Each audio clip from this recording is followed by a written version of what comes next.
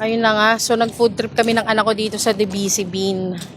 First time namin, sasakay sa elevator kasi normally, stairs lang talaga. Takot kasi ako sa heights eh. Pero try natin kung kakayanin ng powers.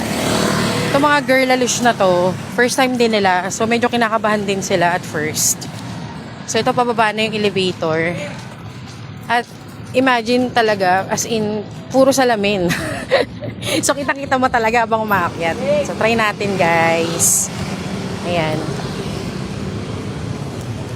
Kinakabahan na yung yung katabi ko. Actually, ayun na si ate, oh. Ang ganda-ganda. Yun na. Pasok ko yan tayo sa loob. Ito na.